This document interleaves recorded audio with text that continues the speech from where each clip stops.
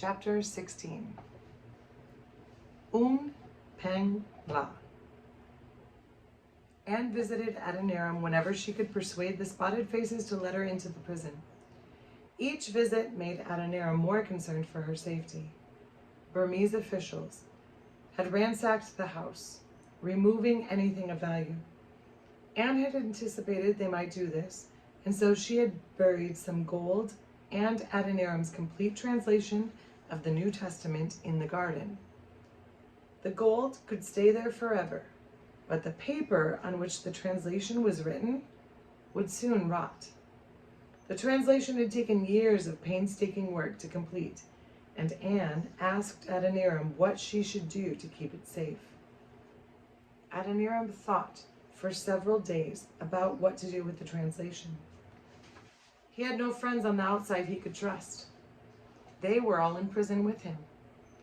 Even if he did have friends he could trust, he would not put them in such danger. To be found with foreign documents would mean certain death for a Burmese person. In the end, Adoniram asked Anne to sew the pages of the translation into a pillow. Not just any pillow, but the lumpiest, dirtiest pillow she could find, and bring it to him. That way he could have the translation under his nose at all times, and with any luck, the pillow would be too repulsive for even the greediest spotted face to want. The days dragged into weeks, and the prisoners waited for something, anything to happen. Occasionally they would hear a single shot fired from a Burmese gunboat on the nearby river. This was a signal for the city that the Burmese army had lost another round of fighting to the British. It was also a warning to the foreign prisoners that there would be no visitors, no talking, and no walks in the sunlight for the next few days. Eventually, Anne's persistence in trying to get someone in an official position to help Adoniram and the other foreign prisoners paid off. The prisoners were all moved into tiny day sheds, small bamboo huts in the prison courtyard where they could sit during daylight hours. It was an enormous relief to Adoniram to be out of the cell and in the fresh air. Regrettably, it also brought him closer to the screams of prisoners being tortured throughout the day. He hated to hear the screaming, but he learned to put up with it because being outside was much better than being locked up 24 hours a day in a stinking, rat-infested, overcrowded cell. At night, the prisoners were returned to the cell to be hoisted up by their feet on the bamboo shaft. The hours when Anne was not visiting dragged for Adoniram, who passed the time playing chess. He had always loved the game, but had seldom had the time to play it since arriving in Burma. Now he had all the time in the world. He and Henry Gouger made a set of chess pieces from slivers of bamboo. They used soot from the oil lamp in their cell to draw a chessboard on an old piece of cowhide a dead Burmese prisoner had left behind. Adoniram and Henry played chess for hours each day. When Anne had to stop visiting him, Adoniram was particularly glad of the distraction of chess. Anne was due to have the baby any day, and Adoniram worried constantly about the birth. Anne had already lost 2 children, and it was more than he could bear to think of, her losing a third. On January 26, 1825, a messenger slipped a note through the cell door to Adoniram. Maria Elizabeth Butterworth Judson, born today. Thank God we are both alive. Love, Anne, it read. Relief washed over Adoniram, but the feeling was soon replaced with waves of sadness. What lay ahead for little Maria? Would she ever see her father? Would she and her mother be killed if the British army came any closer to Ava? As Adoniram sat fettered in his day shed in the prison courtyard, he could not predict what lay ahead for his little family. He could only pray that the future would be less bleak than the present. It was March 1st when things changed dramatically in the prison. In the late afternoon, a group of spotted faces surrounded the day shed that Adoniram was lying in. "Get up now and go inside," growled the largest spotted face. Adoniram's chains jangled as he crawled from the shed, clutching his pillow with the Burmese translation of the New Testament inside. "Leave that there," the spotted face commanded, poking at the filthy pillow with a stick. Adoniram left the pillow and began walking. He was nearly across the courtyard before he turned around. What he saw sent terror through him. The spotted faces were whacking at the hut with long sticks. Before he ducked his head to go into the inner prison, Adoniram took one last look. The shed was now a pile of broken pieces of bamboo lying on the ground. In the middle of the pile was the pillow that held the precious translation. Dejected, Adoniram walked back into the cell. Once inside, Adoniram wondered what was happening. Had the British arrived in Ava? Once he was seated in his usual spot on the teakwood floor with his back resting against the cracked wall, Adoniram soon heard the rumors that were being whispered around. The most persistent one was that they were all to be executed at 3 a.m. As if to confirm this, the sound of knives being sharpened started up outside their cell. "Thank goodness," muttered Henry Gouger. "I was worried we might be strangled. A slit throat isn't such a bad end compared to some of the ways I've seen people die in here." Adoniram nodded in agreement. They would all be thankful if they died quickly without being tortured first. At 3 a.m., the door to the cell clanked open, and a group of toothless, spotted faces appeared. Some of the prisoners began to yell and scream. Others sobbed quietly. Adoniram and Henry looked knowingly at each other and waited for the inevitable. The bamboo pole was lowered, and only the foreign men were unchained from it and ordered to form a line and march outside. It had been many months since Adoniram had been outside at night. The cooler evening air seemed to embrace him.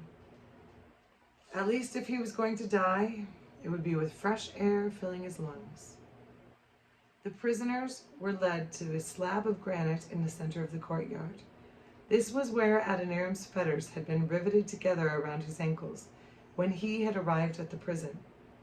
Adoniram thought it would make a good chopping block as he waited for the final order to be given to execute the prisoners. It never came. Instead, Affy himself barked an order from behind them. "Put 2 more sets of fetters on each prisoner." Adoniram looked around, puzzled. Why would they be having 2 extra sets of leg irons put on them if they were going to die? The hammering of rivets continued until daybreak. The prisoners were then returned to their cell, where they tried to work out what the last 24 hours might mean for them. Things never returned to normal after that. The 8 foreign prisoners were kept in the inner cell and were not allowed to go outside except for a few brief minutes in the middle of the night. Since they had not been killed, Adoniram began to fret about the fate of the pillow containing the translation of the New Testament. Would he ever see it again? If he survived this wretched ordeal, would there be a manuscript to publish, or would he have to start all over with his translation work? He wished he knew what had happened to the pillow. The way the foreign prisoners were being treated made no sense to Adoniram, at least not until Anne, who was still able to visit, told him what was happening outside the prison. The war was going badly for the Burmese, who were no match for the disciplined ranks of British soldiers with their superior weapons. Anne had visited the governor of the city so many times to plead for Adoniram's life that the 2 of them had become good friends. The governor was fascinated with America and American ways, and he spent hours plying Anne with questions and listening to stories of her childhood. In return, he agreed to do whatever he could for the foreign prisoners, though since they had been jailed under direct order of the king, he could not secure their release. The queen's brother, Prince Menthegi, had a particular hatred for foreigners, and he had hinted 3 times that the foreign prisoners should all be killed. The governor had ignored his suggestions, but he knew that if an order came in writing, he would have no choice but to obey it. In an attempt to keep the foreign prisoners alive, he had banished them all back to their inner cell, where few people would see them. He told Anne he hoped that once they were out of sight, the prince would forget about them. Things stayed this way until May 2nd, 1825, when the doors to the cell were flung open again. "Get up, we're moving you," yelled Aphie, the head spotted face. By now, Adoniram had been in prison for 11 months, and even if he had not been suffering from fever, he would have hardly had the strength to pull himself up from the wooden floor. Henry Gouger helped him. "I wonder where we're," began Henry. "Silence!" yelled Aphie, reinforcing his command by cracking a whip across Henry's back. The prisoners stood in line and shuffled silently out the door. Outside, each man waited as his fetters were chiseled off. Then all 8 of the prisoners were roped together in pairs and prodded with spears as they were herded through the prison gate. Adoniram was roped to Captain Laird, the Scottish sea captain, who had been a stocky, strong man before being thrown in jail. Now, the captain was bent over, weak and haggard from his months of mistreatment in prison. The road the men were marched down led to the courthouse.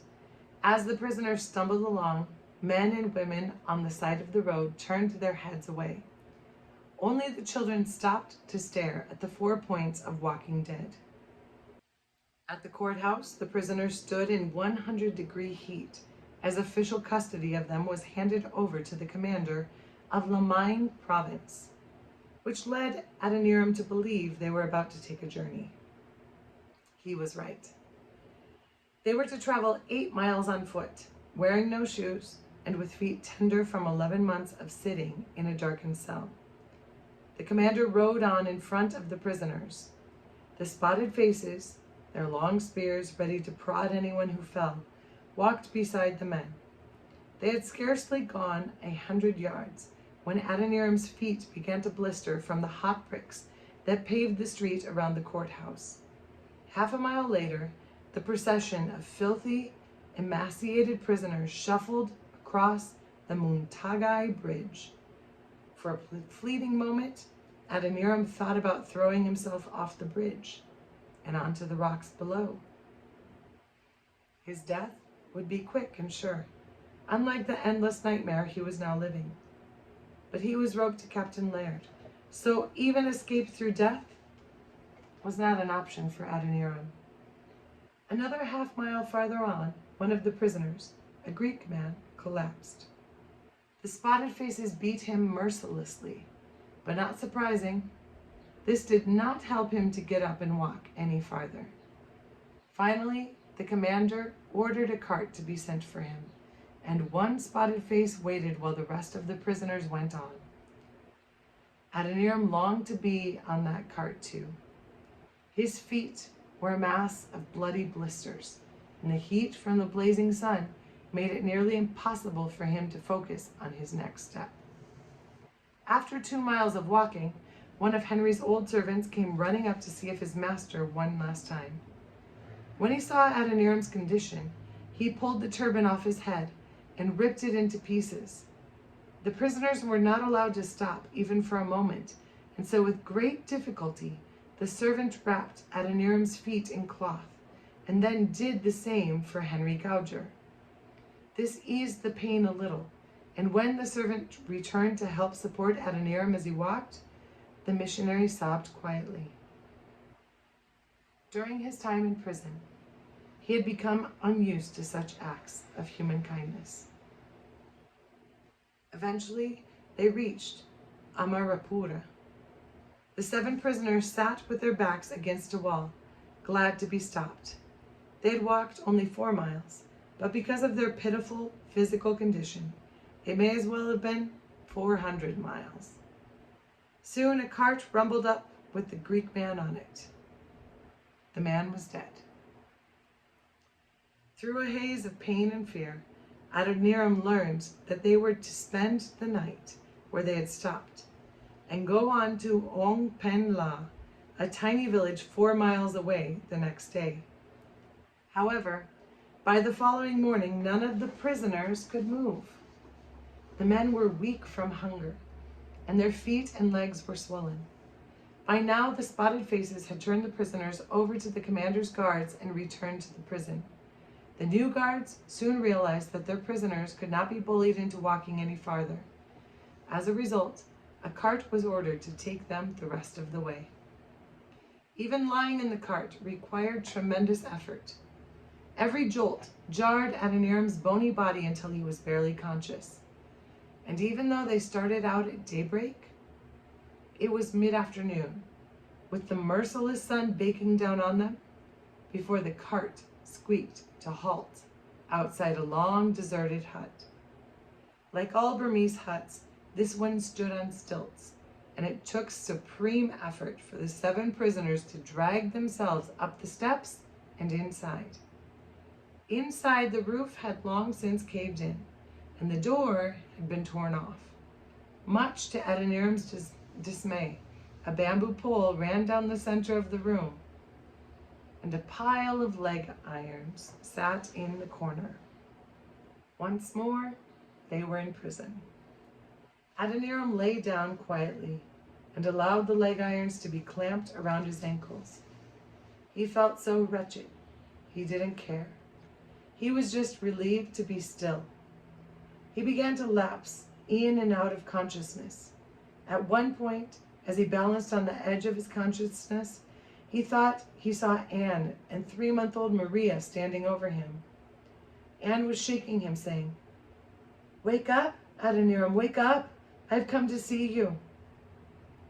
Adoniram fought himself from slipping further over the edge into unconsciousness.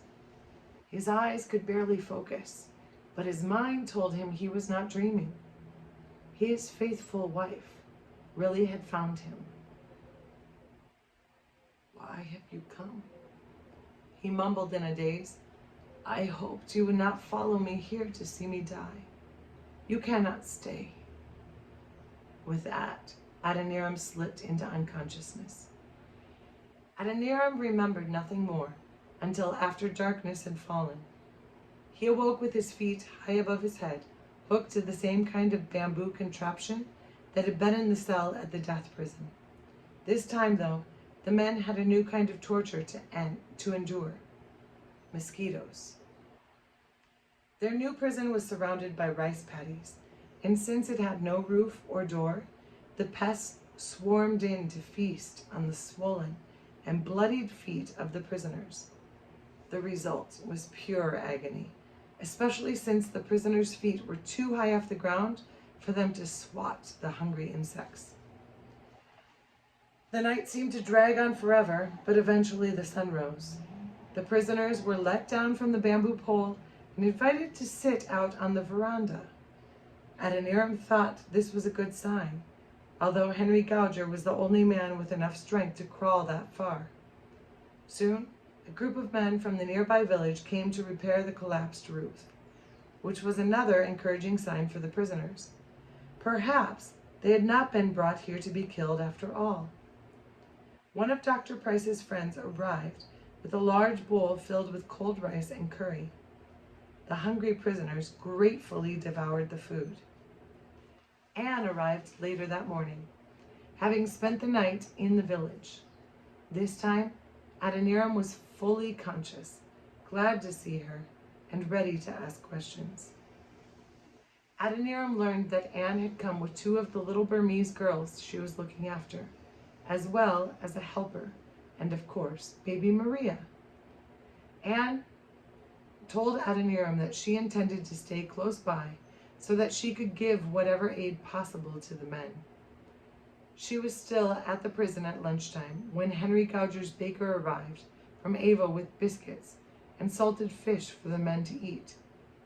As they ate together, Anne confided to Adoniram that it was the first food she had eaten in 2 days.